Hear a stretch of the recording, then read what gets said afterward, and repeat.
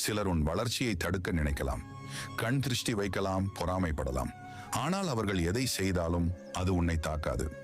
ஏனென்றால் நீ இப்போது சிவனின் பாதுகாப்பு கவசத்திற்குள் இருக்கிறாய். நெருப்பை தொட்டால் சுடுவது போல உனக்கு தீங்கு செய்ய நினைப்பவர்கள் அவர்களாகவே அழிந்து போவார்கள். நீ அவர்களை பற்றி கவலைப்படாதே, அவர்களை சிவனிடம் விட்டுவிடு. அவர் பார்த்து கொள்வார். உன் கவனம் முழுவதும் உன் முன்னேற்றத்தில் மட்டும் இருக்கட்டும். கடந்த காலத்தை பற்றிய கவலையும் வேண்டாம், எதிர்காலத்தை பற்றிய பயமும் வேண்டாம். நிகழ்காலத்தில் வாழ். இன்னைக்கு சிவன் உனக்கு கொடுத்திருக்கும் இந்த நாள் ஒரு பரிசு. உனக்கு ஒரு சந்தேகம் வரலாம், இதெல்லாம் எனக்கு நடக்குமா, நான் அந்த அளவுக்கு தகுதியானவனா என்று. நிச்சயமாக நீ தகுதியானவன். இல்லென்றால் இத்தனை சோதனைகளை தாண்டி நீ உயிருடன் இருந்திருக்க மாட்டாய். நீ உடையாமல் இருந்ததே உன் மன வலிமைக்கு சான்று. அந்த வலிமைதான் உன் மூலதனம். உனக்கான வாய்ப்புகள் கதவை தட்டும் சத்தம் கேட்கிறதா? உற்று கவனி. அது ஒரு பழைய நண்பரின் அழைப்பாக இருக்கலாம்.